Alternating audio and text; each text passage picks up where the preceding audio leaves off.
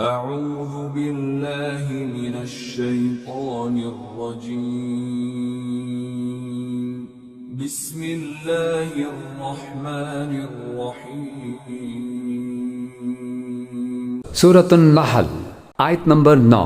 وعلى الله قصد السبيل ومنها جائر ولو شاء لهداكم أجمعين۔ ترجمہ، اور سیدھا راستہ دکھانے کی ذمہ داری اللہ نے لی ہے، اور بہت سے راستے ٹیڑھے ہیں، اور اگر وہ چاہتا تو تم سب کو سیدھے راستے پر پہنچا بھی دیتا۔ تفسیر۔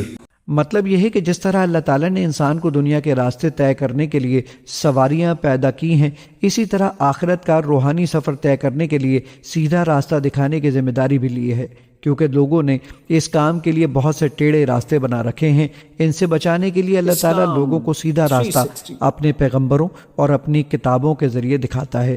البتہ وہ کسی کو زبردستی اٹھا کر اس راستے پر نہیں لے جاتا، اگرچہ وہ چاہتا تو یہ بھی کر سکتا تھا، لیکن اس دنیا میں انسان سے مطالبہ یہ ہے کہ وہ اللہ تعالیٰ کے دکھائے ہوئے راستے پر اپنے اختیار سے چلے، زبردستی نہیں۔ اس لیے اللہ تعالیٰ اپنے رسولوں کے ذریعے راستہ دکھانے پر اکتفا فرماتا ہے۔ آیت نمبر 10۔ هو الذي أنزل من السماء ماء لكم منه شراب ومنه شجر فيه تسيمون۔ ترجمہ، وہی ہے جس نے آسمان سے پانی برسایا جس سے تمہیں پینے کی چیزیں حاصل ہوتی ہیں، اور اسی سے وہ درخت اگتے ہیں جن میں تم مویشیوں کو چراتے ہو۔ تفسیر۔ هو الذی انزل من السماء ماء، وہی ہے جس نے تمہارے لیے اتارا ہے آسمان سے پانی، لکم منہ شراب، اسی کو تم پیتے ہو۔ یہی پانی ہے جو بارش بن کر برس رہا ہے، یا یہی وہ چیز ہے کہ جو برف بن کر پہاڑوں پر پڑ رہی ہے، پھر یہی پانی ہے جو تمہارے پینے کے لیے ہے۔ ومنہ شجر، اسی سے نباتات ہے، اسی سے جو بھی پیدا ہو رہی ہے روئیدگی اسی پانی سے۔ فیہ تسیمون، جس میں کہ تم اپنے چوپایوں کو چراتے ہو۔ آیت نمبر 11۔ ينبت لكم به الزرع والزيتون والنخيل والأعناب ومن كل الثمرات إن في ذلك لآية لقوم يتفكرون۔ ترجمہ، اسی سے اللہ تمہارے لیے کھیتیاں، زیتون، کھجور کے درخت، انگور اور ہر قسم کے پھل اگاتا ہے۔ حقیقت یہ ہے کہ ان سب باتوں میں ان لوگوں کے لیے بڑی نشانی ہے جو سوچتے سمجھتے ہوں۔ تفسیر۔ کھیتیوں سے اس پیداوار کی طرف اشارہ ہے جو انسان غذا کے طور پر استعمال کرتا ہے، جیسے گندم، سبزیاں وغیرہ، اور زیتون ان اشیاء کا ایک نمونہ ہے جو کھانا پکانے اور کھانے کے لیے چکنائی کے طور پر استعمال ہوتی ہیں، اور کھجور، انگور اور باقی پھلوں سے اس پیداوار کی طرف اشارہ ہے جو مزید لذت حاصل کرنے کے کام آتی ہیں۔ آیت نمبر 12۔ وسخر لكم الليل والنهار والشمس والقمر والنجوم مسخرات بأمره إن في ذلك لآيات لقوم يعقلون۔ ترجمہ، اور اس نے دن اور رات کو اور سورج اور چاند کو تمہاری خدمت پر لگا رکھا ہے، اور ستارے بھی اس کے حکم سے کام پر لگے ہوئے ہیں۔ یقیناً ان باتوں میں ان لوگوں کے لیے بڑی نشانیاں ہیں جو عقل سے کام لیں۔ تفسیر۔ اب ایک دوسرے پہلو سے اللہ کی نعمتیں۔ وسخر لکم اللیل والنہار، تمہارے لیے دن اور رات کو مسخر کر دیا ہے۔ دن کا اپنا فنکشن ہے، رات کا اپنا فنکشن ہے۔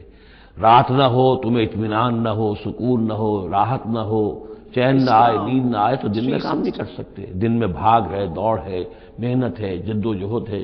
پھر یہ کہ اس دن اور رات کے نظام سے سارا جو یہ نباتاتی نظام ہے اس کا تعلق ہے کہ دن کے وقت جو ہے ان کا جو ریسپیریشن کا سسٹم ہے وہ بالکل الٹا ہو جاتا ہے۔ یہ رات کے وقت کا معاملہ کچھ اور ہے، دن کا وقت کا معاملہ کچھ اور ہے۔ دن میں جو ہے سورج کی تبادل جو آتی ہے اس سے پھر فوٹو سنتھیسس کا عمل ہوتا ہے، اور رات کے وقت جو ہے وہ اس کا عمل جو ہے الٹا ہو جاتا ہے، ریسپیریشن جو ہے ان کی۔ وَسَخَّرَ لَكُمُ اللَّيْلَ وَالنَّهَارَ، اور وہ تمہارے لیے اس نے لگا دیا ہے دن اور رات کو تمہارے مطلب اور تمہارے ضروریات کی بہم رسانی میں، وَالشَّمْسَ وَالْقَمَرَ، اور لگا دیا ہے سورج کو بھی اور چاند کو بھی، وَالنُّجُومُ مُسَخَّرَاتٌ بِأَمْرِهِ، اسی طریقے سے ستارے جو ہیں وہ بھی اللہ کے حکم سے لگے ہوئے ہیں اپنے اپنے کام میں۔ ان فی ذالک لآیات، یقیناً اس میں آیات ہیں، لقومی یعقلون. پہلے آیا تھا لقومی یتفکرون، اب آیا لقومی یعقلون، جو عقل سے کام لینے والے ہیں ان کے لیے. آیت نمبر 13. وما ذرأ لكم في الأرض مختلفا ألوانه إن في ذلك لآية لقوم يذكرون. ترجمہ. اسی طرح وہ ساری رنگ برنگ کی چیزیں جو اس نے تمہاری خاطر زمین میں پھیلا رکھی ہیں وہ بھی اس کے حکم سے کام پر لگی ہوئی ہیں. بے شک ان سب میں ان لوگوں کے لیے نشانی ہے جو سبق حاصل کریں. تفسیر. وما ذرا لکم فی الارض مختلف الوانہ، اور جو کچھ چیزیں پھیلا دی ہیں اس نے زمین میں تمہارے لیے وہ مختلف رنگوں کی ہیں. جانور ہیں تو رنگا رنگ ہیں، مختلف رنگوں کے جانور ہیں، مختلف رنگوں کے جو ہیں وہ حیوانات اللہ نے بنا دیے ہیں. ان فی ذالک لآیۃ لقوم یذکرون، یقیناً اس میں بھی نشانی ہے ان لوگوں کے لیے جو نصیحت اخذ کرے. آیت نمبر 14. وهو الذي سخر البحر لتأكلوا منه لحما طريا وتستخرجوا منه حلية تلبسونها وترى الفلك مواخر فيه ولتبتغوا من فضله ولعلكم تشكرون.